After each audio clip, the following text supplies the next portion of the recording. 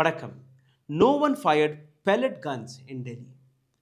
டெல்லி போலீஸோடைய இந்த ஸ்டேட்மெண்ட்டை உங்களால் நம்ப முடியுமா? யாருமே டெல்லி ஜந்தர் மந்தரில் நடந்த அந்த கலவரத்தில் பெல்லட் கன்ஸை வைத்து மாணவர்கள் மீது சுடவே கிடையாது என்கிற விஷயத்தை டெல்லி போலீஸ் கூறுகிறது. ஆனால் இந்த 2 மாணவர்களுடைய படத்தை பாருங்கள். ஒரு பக்கம் இர்ஷாத் மன்சூரி வயது 25, இன்னொரு பக்கம் சாஹில் லோச்சாப் வயது 19. ஒருத்தர் ஹிந்து, இன்னொருத்தர் முஸ்லிம். 2 பேருமே மாணவர்கள்.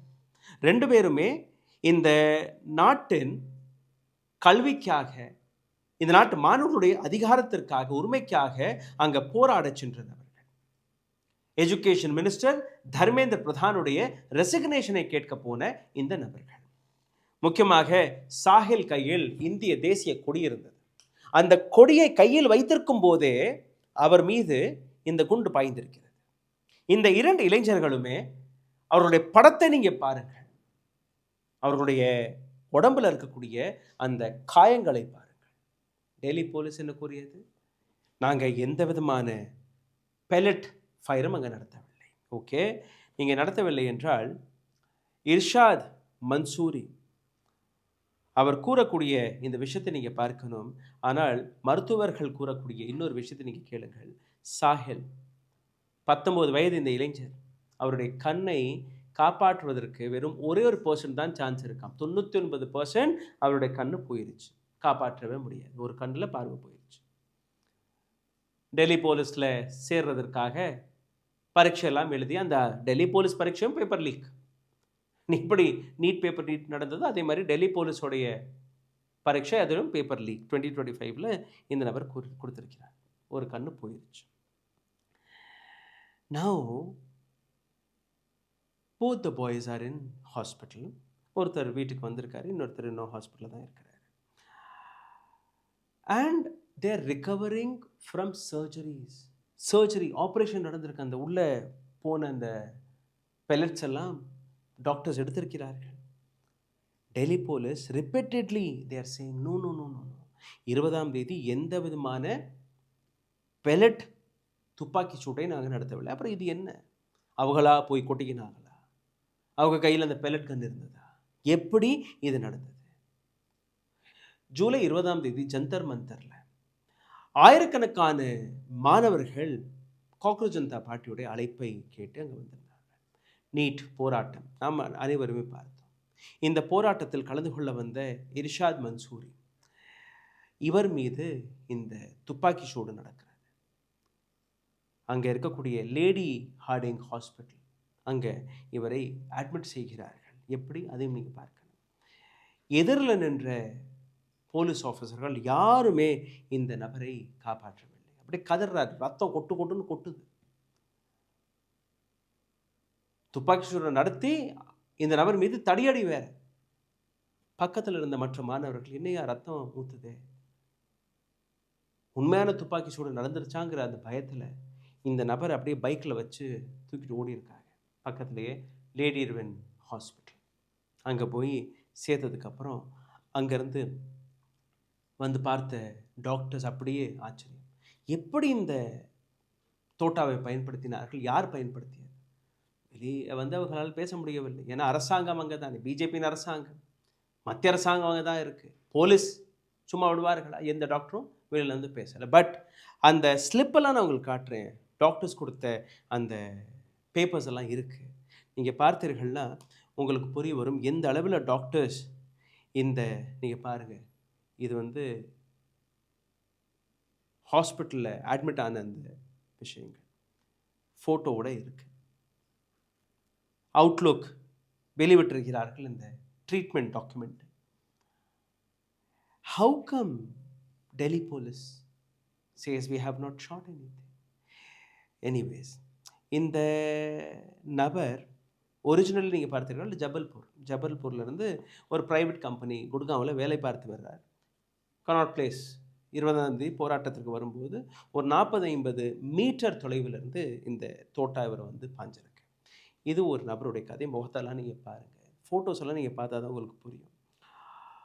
எங்களோட டீம் அங்கே இருக்கக்கூடிய டாக்டர்ஸை அப்ரோச் செய்து பார்க்கும்போது அங்கே டாக்டர் கொடுத்த பதில், ஆப்ரேஷன் தியேட்டரில் மன்சூரியுடைய சர்ஜரி நடந்து முடிஞ்சிருக்கு. ஆனால் இது தெளிவாக தோட்டாவால் பாய்ந்த அந்த காயங்கள், இது எப்படி இந்த டெல்லி போலீஸ் இந்த தடை செய்யப்பட்ட தோட்டாவை பயன்படுத்தினார்கள்.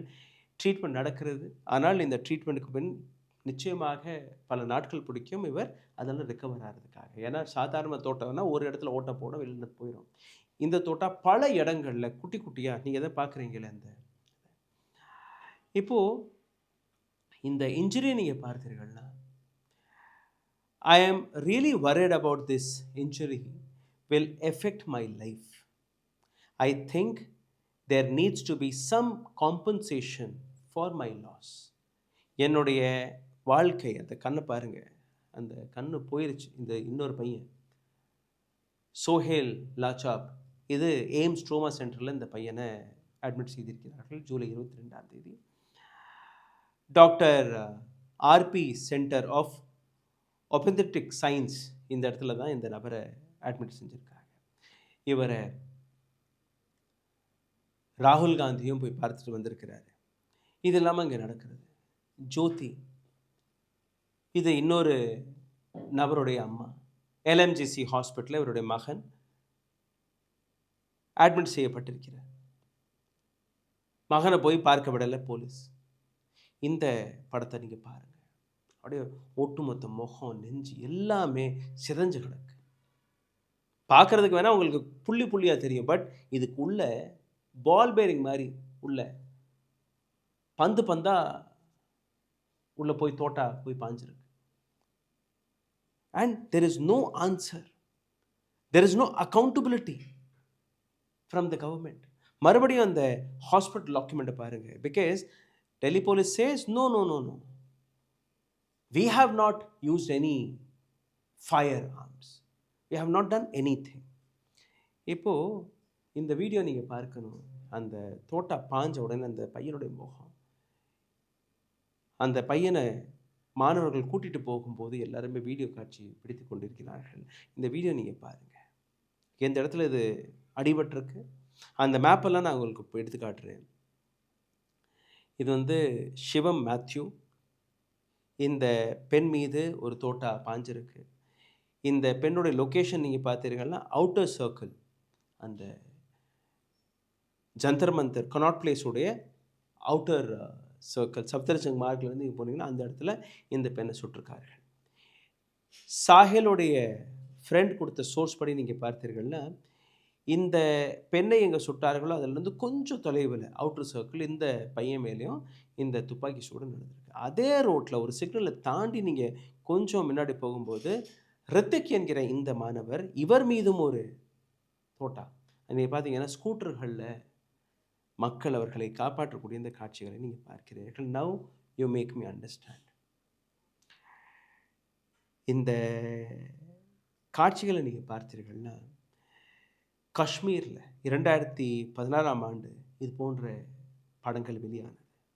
2019 பாகிஸ்தானுடைய ஜேர்னலிஸ்ட் அவர் ஜம்மு அண்ட் காஷ்மீருடைய இந்த பழைய ஃபோட்டோவை ட்வீட் செய்திருந்தார். இப்படித்தான் இந்தியாவில் இருக்கக்கூடிய காஷ்மீரிகளை துன்புறுத்தி வருகிறது. இது எல்லாமே உண்மையான காட்சிகள். And the impact of these surgery, of these injuries are extremely bad, very painful. இதையும் தாண்டி நேற்று பீகாரில் நேரடியாக துப்பாக்கி சூடு. Narendra Modi's or BJP's double standard. எப்படி மாணவர்களை ஏமாற்றி சுத்தி வளைத்து சுட்டிருக்கிறார்கள் நீங்கள் பார்க்க வேண்டும். இந்த வீடியோவை பற்றின உங்களோட கேள்விகளை, கருத்துக்களை கீழே கமெண்ட் பாக்ஸில் எழுதுங்கள். நீங்கள் எந்த ஸ்டேட்டில், எந்த சிட்டியிலேருந்து இந்த வீடியோவை பார்க்கிறீர்கள் அதுவும் கீழே எழுதுங்கள். இந்த நாட்டு அரசாங்கத்திற்கு டெல்லி போலீஸ் இருக்குது, பீகார் போலீஸ் இருக்குது, வெஸ்ட் பெங்கால் போலீஸ் இருக்குது, அல்ல நாட்டில் இருக்கக்கூடிய எந்த போலீஸாக இருக்கட்டும், அவர்களுடைய அடக்குமுறைக்கு எதிராக உங்களுடைய ஒரு கமெண்ட்டாவது கீழே வரும். சிந்தித்து பாருங்கள். நன்றி, வணக்கம். ஓ, அப்ப அந்த மிஸ்டர் அண்ட் மிஸ்ஸஸ் பெர்ஃபெக்ட் உண்மையிலேயே வர்த். நரம்பு தளர்ச்சியிலிருந்து விடுபட்டு உடம்பு ஒரு புது வீரியம் பெற மா நேச்சுரல்ஸோட மிஸ்டர் பர்ஃபெக்ட்டை யூஸ் பண்ணுங்க.